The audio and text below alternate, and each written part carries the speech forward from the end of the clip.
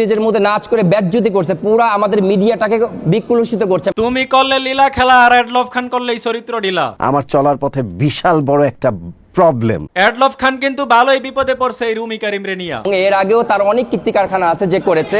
জি জি ভাইয়া, আপনি তার কীর্তিকলাপ গুলা বলেন আর সে আপনার গুলা বলুক। পা থেকে মাথা পর্যন্ত বান্দা একেবারে মসজিদের মতো ইমারত দিয়ে আরফ খানকে গড়ে রেখেছে। এই কথা হান বললেই তো তুমি বেজালটা লাগাইছো বেটা। তারপরও সে আমাকে নিয়ে কথা বলে এবং সারাক্ষণই সে অ্যাডলফকে ধারণ করে চলে। সব দোষ সেই সাংবাদিক গুলার, এরাই খুসাখুসি কইরা দুই হতিনের মধ্যে যুদ্ধ লাগাইছে। কে বলে আমি কপি করব এই বদমাইশটাকে? না, এটা আমি বিশ্বাস করি ওই কাউরে কপি করে না, ওর যেমনে মন চাই এমনে সাজ্জা ঘোরাফেরা করে। যেটা মিথ্যাবাদী, একেবারে স্বৈরাচার মিথ্যাবাদী। মিথ্যাবাদী হোক আর যাই হোক, তোরা দুইটা তো এক গোয়ালেরই গরু। ধান্দাবাজ, ভণ্ড, চাপাবাজ। এডলফ খান আবার কি দান্দা করছে ভাইয়া? আমার এই ছাত্রীর কাছ থেকে টাকা নিয়েছে, টাকা মেরে খেয়েছে 35,000 টাকা। বলো কবে নিয়েছে? বন্ডই দেখি আবার সাক্ষীও নিয়ে আসছে সাথে কইরা। না, এইবার কিন্তু এডলফ খানের খবর আছে। এই তো ছোট লোক, লোয়ার ক্লাস, এটার সাথে আমার কখনোই আমার পার্সোনালিটি যায় না। তোরা তো দেখতেছি অপু বিশ্বাস আর বুবলির রেকর্ডও ভেঙে ফেলবি। কি মানুষ রে বাবা, ছি।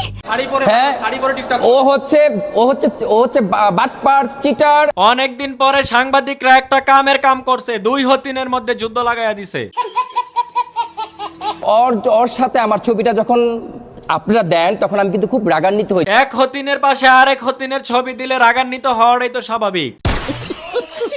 সে ভুলভাল হাঁটা শিখায় এবং ফ্যাশন মিডিয়াটাকে একদম নষ্ট করে ফেলছে। বুঝলাম এই সব নষ্ট করছে, কিন্তু তুই জামাই সাজ্জাই অ্যাওয়ার্ড অনুষ্ঠানে আইছো কে? 50 টাকা দামের গজ কাপড় কিনে ঝিলনি মিলনি বানায়া। বল ভাই, আরো বল, আজকে তোদের সব আকাম শুনবো আমরা। কোনো ফ্যাশন কোরিওগ্রাফার না, সে কোনো ডিজাইনার না, সে আমাদের মিডিয়ার কেউ না। ও কি এটা কি কইলেন? তার নতুন সিনেমা বের হইতেছে মেথরের চরিত্রে, আর আপনি কোন সে মিডিয়ার কেউ না।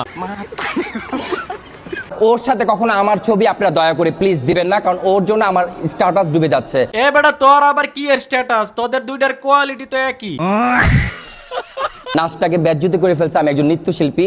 আচ্ছা, ওই যেহেতু জামাই সাজ্জাই আসছে, তাইলে এই দুইটার একসাথে বিয়ে দিলে কেমন হয়? অত্যন্ত উত্তম প্রস্তাব দেশ।